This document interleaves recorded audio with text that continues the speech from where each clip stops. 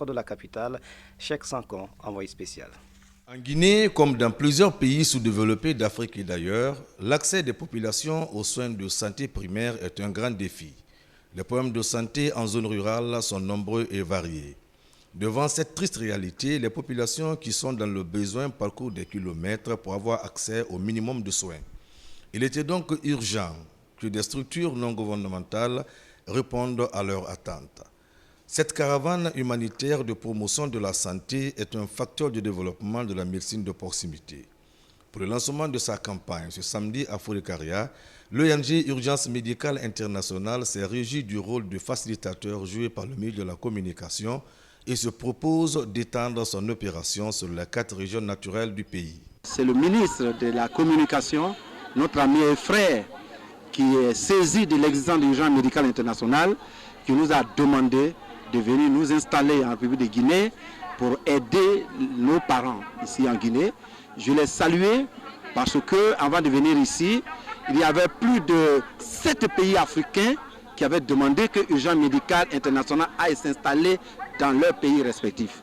Mais grâce, j'allais dire, au lobbying de monsieur le ministre de la Communication, nous sommes venus en République de la Guinée et nous ne nous plaignons pas.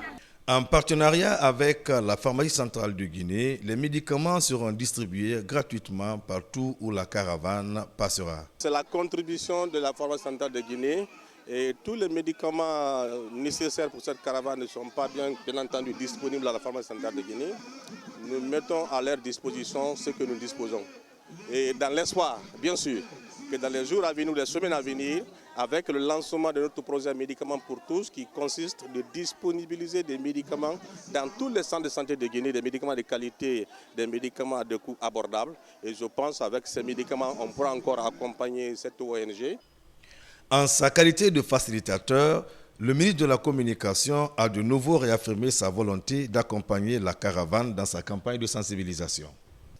Merci à Urgence Médicale Internationale pour nous avoir fait l'amitié de nous associer à cette importante caravane humanitaire.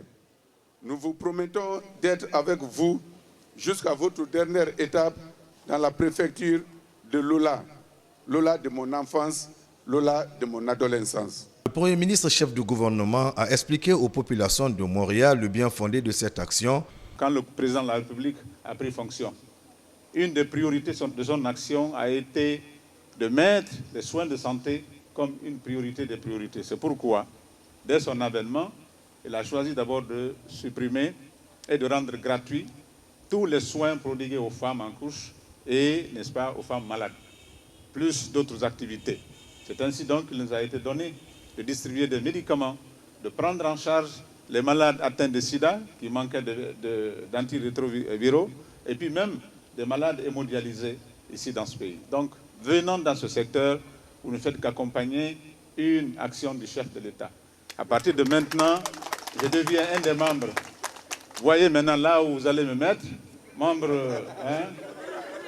Et voilà, je m'engage donc solennellement à faire partie de cette ONG, à payer mon adhésion et mes cotisations annuelles et à faire tout ce que je peux faire pour vous aider parce que votre action est noble. 50 familles répertoriées par l'ONG ont bénéficié gratuitement des médicaments contre le paludisme, le choléra et autres pathologies devant une foule en liesse.